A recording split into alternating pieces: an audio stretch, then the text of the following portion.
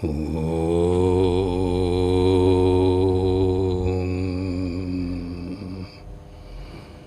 Om. Om.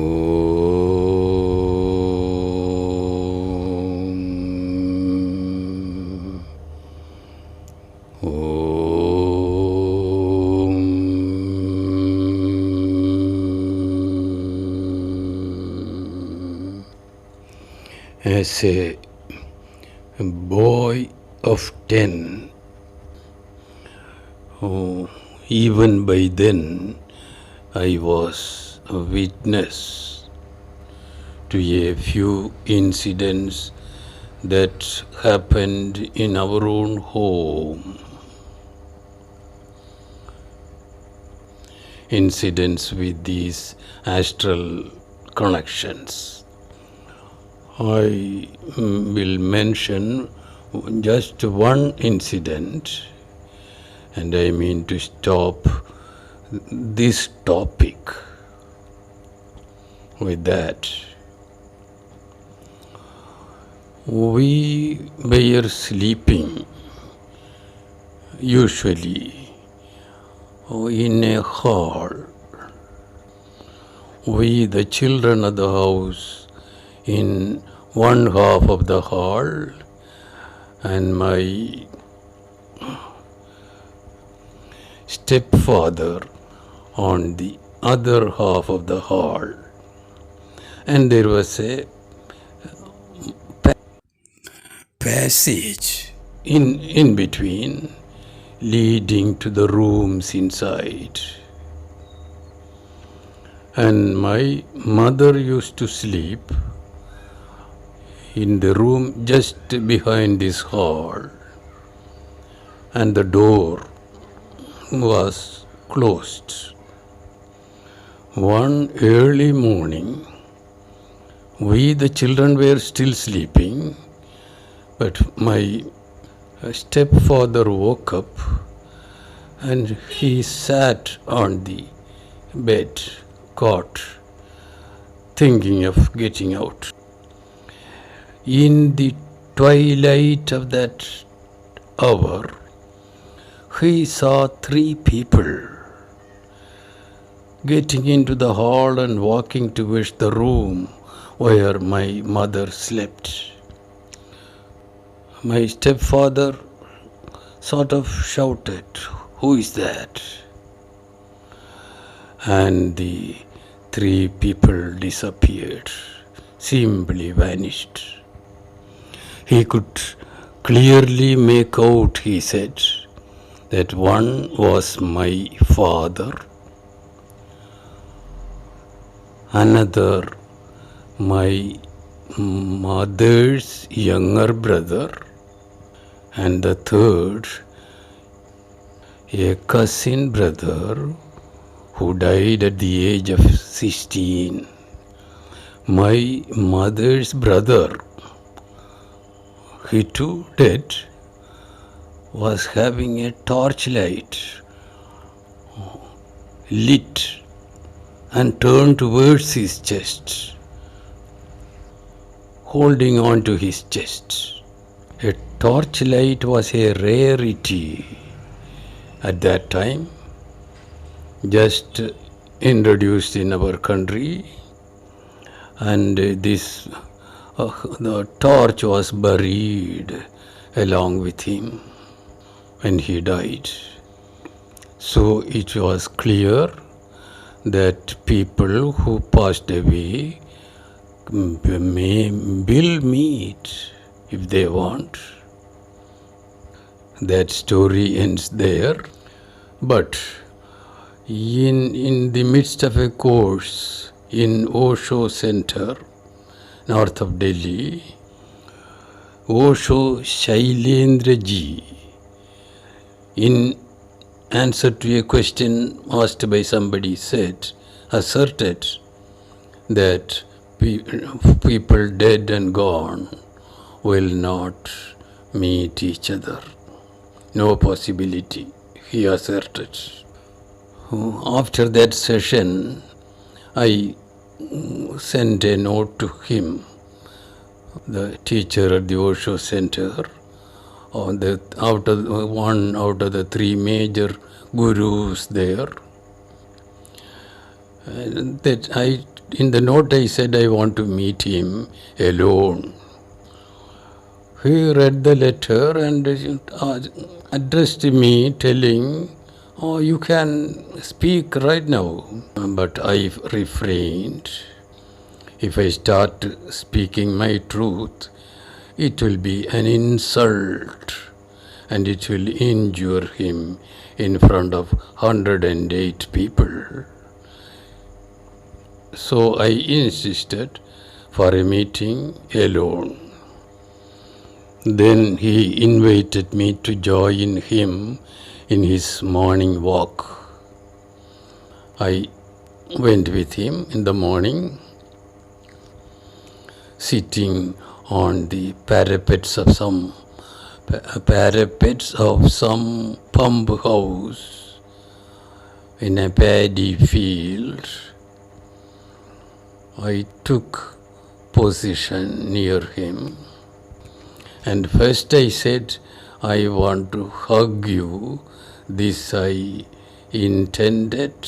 desired 2 years back when he gave an answer to someone in the TV session. He readily said, "Okay, come along, hug me." I hugged him and I was happy for that. Then I told him about this possibility of people meeting after death. He said, "Okay, maybe." Somehow he rolled himself out of that situation, not resisting me. Now let me narrate one more story of my locking horns with very big gurus.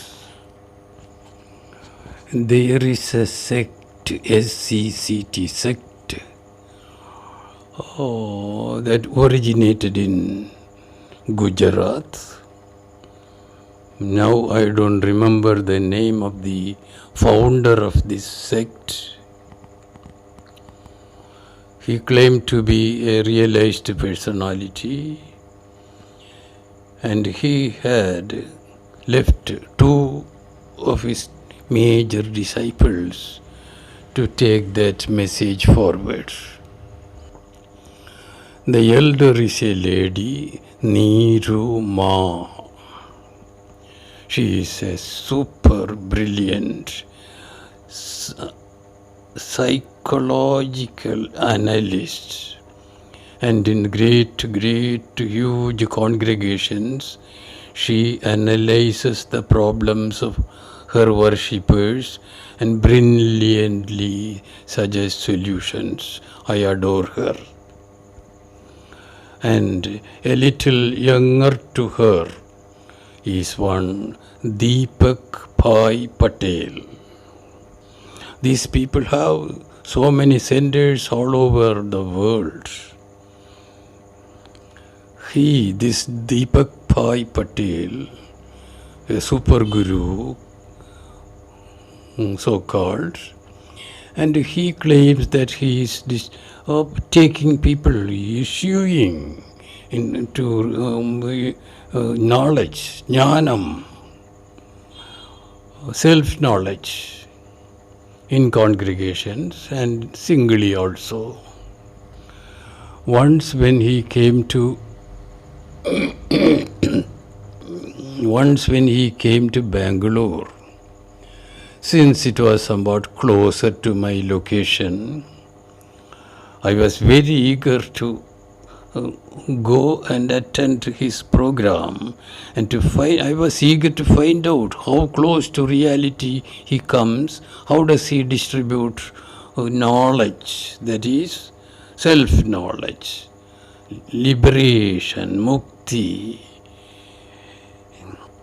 I wanted to see whether it is actually liberation that he distributes, or whether he comes somewhat closer at least I was very eager and I booked for that program and attended.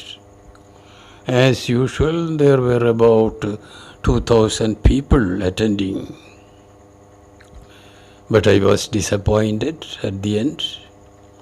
He reached nowhere near the reality or nowhere near distribution of knowledge, self-knowledge, of taking people to liberation. Nowhere. I was disappointed. And I asked for a one-to-one meeting with him. He was sitting on a big, broad throne, and no, not even a stool was kept there for a visitor. 2 bodyguards stood at the door. I was let in. I was asked to sit on the floor. Okay, that doesn't matter to me. But I spoke to him about my assessment of his program and that he has miserably failed in my estimation. And I told him I have a method of doing this, leading people to liberation, definite. And I placed my meditation in a summary before him. He too could not resist me, and he saw my point, I think, but still he wanted to save his face. And he said, don't think this is the end of it, the journey, your journey. This is not a full stop, consider it as a comma. I could only brush it aside, but I stopped there. There was no point in speaking to him further. I know it is not a comma, it was a full stop. My theory, the position I gained, the top of Everest I reached. When you reach the top of Everest, nobody can tell you know that you have reached the top and there is nowhere to go further up. That is definite, clear, crystal clear. If somebody says there is further to go, you will only think he is mad, really. When you reach the top of a hill, mountain, Everest, you know you have reached the top. And definitely there will be no doubt in your mind that it is a camp half the way. No, definitely not. When you reach the top, you know it is the top. Now we move on to another story. Jai Satchidanandam. In the last few audio clips, I have been speaking to you about astral life of human beings. Today's subject is an astral being itself, with a human body and a horse head. Such a figure you might have noticed in pictures and the pillars and walls of temples. There lived 2 spiritual luminaries in this area, around this area, southern tip of Kerala, just before my birth. One was Narayana Guru and the other Chattambi Swami.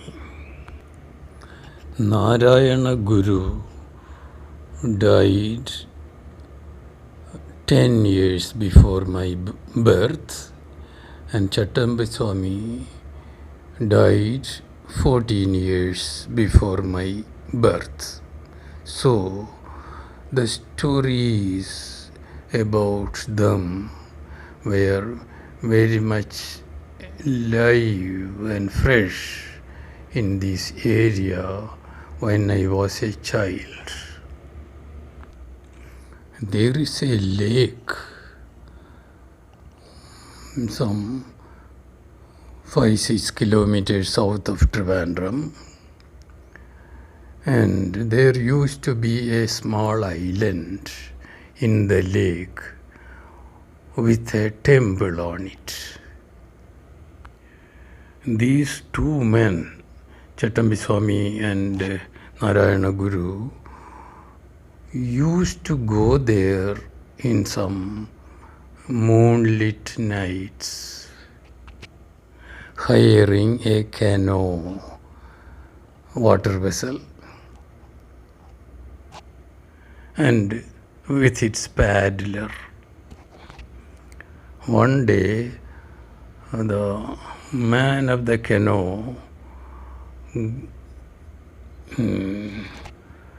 got curious about their visit to this island, and he decided to go after them secretly. Usually, they forbade him to follow them. They have asked him strictly to stay where he was and not to follow them. But one day he followed them secretly, and he saw these two men talking to a horseheaded figure in the temple courtyard. After a few minutes, the horsehead sensed the presence of somebody else. He sniffed 2-3 times and turned and looked at him. He located him where this canoe man was standing, hiding. These two men also came alive to the situation. The horsehead was about to curse this man, canoe man, but the two men requested him, begged him to spare him, and he obliged. Horsehead obliged. And it seems it is the custom of these astral beings, maybe sort of in the category of a god or sub-god or something like that, but the part of the member of the clan of Devi Devatas, it was their norm. If they happen to be seen by a human being, they have to curse them, or if that is not going to be, then bless him. Two choices. They have to do one of these. And so this horsehead blessed him with some siddhis. He was later on known in this area as Keshavan Swami. After this event, he spent his life on shop verandas. Sitting where he was, he could see events going on far and near. People used to say that he knew the trick of making gold from other metals. but he has passed on that trick to some other people, but he had not used it for himself ever. I had a classmate in the high school classes. His elder brother was quite close to this Keshavan Swami. He used to spend hours with the Swami every day. That is how I came to know of all these things very closely from my co-student, classmate. Sorry, I am not getting proper words in proper time. Classmate. Chattambi Swami and Narayana Guru might have tried to extract information about the astral world from this horsehead, definitely. This might be one of the methods of inquiry about the astral world. The sculptors of horsehead in the temples are not simply flights of imagination of some sculptor. They have some grounding in reality. Next is going to be a little horror story, and with that I may be winding up this topic, and we will be entering the highway of Brahmavidya. Bye. Good night.